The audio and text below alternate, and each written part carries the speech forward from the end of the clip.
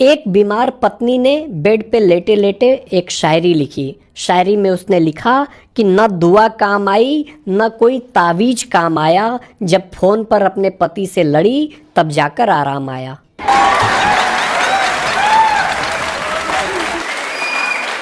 एक बार दो शराबी शराब पीकर एयरपोर्ट पर खड़े थे। तभी वहां से एक टैक्सी आई तो टैक्सी को रोका और बोला कि भाई मुझे एयरपोर्ट ले चलो।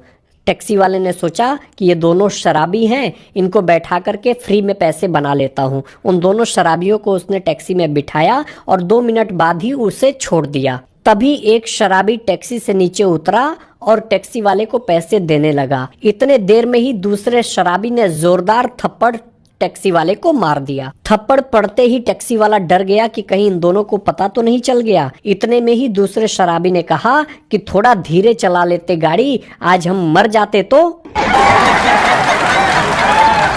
पिछले दिनों मेरे एक दोस्त ने कहा कि यार कुछ दिन पहले मैं इंस्टाग्राम देखते हुए अपने घर जा रहा था, बगल वाले मकान में कब घुस गया मुझे पता ही नहीं चला। और सबसे आश्चर्य की बात तो यह है कि उस घर की औरत ने मुझे चाय बना कर दिया। सीरियल देखने के चक्कर में उस औरत को भी पता नहीं चला कि आखिर मैं कौन हूँ। चाय पीते समय उस औरत के पति घर आए और मेरे दोस्त को देख कर के बोले, सो सॉरी, गलत घर में आ गया, वो भी फेसबुक देखते देखते।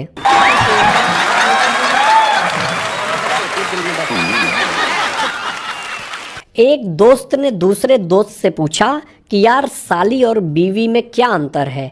दूसरे दोस्त ने कहा कि देख भाई, साली ब्यूटी होती है और बीवी ड्यूटी। साली पेंशन की तरह होती है और बीवी टेंशन की तरह।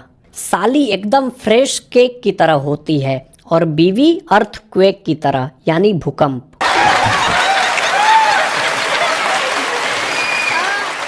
ज्यादा पढ़ लिख लेना भी भाई साहब कभी कभी हानिकारक हो जाता है।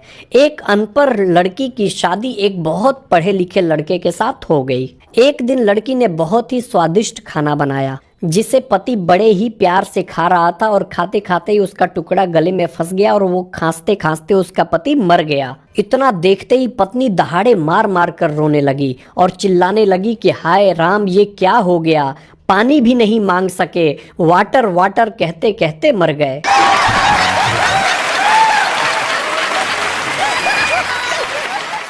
देश विदेश में बहुत सारे सर्वे होते हैं। एक सर्वे के अनुसार 90% लोगों के पास कोई सर्वे वाला अभी तक नहीं आया। एक बहुत ही शानदार बात आप सबको बता देना चाहता हूँ। कैरियर का गर्लफ्रेंड से कोई लेना देना नहीं होता है, क्योंकि कैरियर बनते ही लड़कियां बीवी बनती हैं, गर्लफ्रेंड नहीं।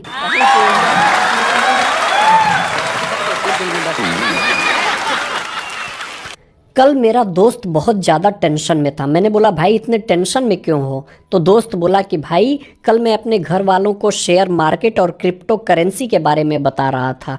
मैंने बोला इसमें टेंशन वाली क्या बात है? दोस्त बोला अरे भाई बिल्कुल टेंशन वाली बात है। 2 एकड़ जमीन जो मेरे नाम थी आज घर वालों ने उसे अपने नाम करवा लिया।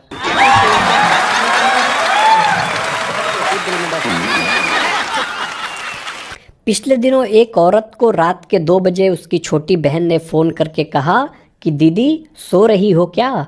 दीदी बोली हाँ सो रही हूँ बहना।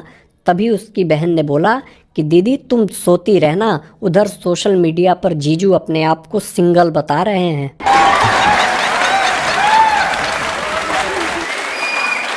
जाते जाते एक बात मैं बता देना चाहता हूँ। कुछ लोग की शिकायत होती है कि उनकी पत्नी उन पर बहुत शक करती है। मैं बता देना चाहता हूँ कि अगर आज भी आपकी बीवी आप पर शक कर रही है तो समझ जाइए कि आपका जलवा आज भी कायम है। 144 साल बाद महाकुंभ मंथन में 4 रत्न निकले हैं। पहले आईआईटी वाले बाबा, दूसरे मोनालिसा, तीसरी ममता कुलकर्णी और चौथी हर्षा छावड़िया।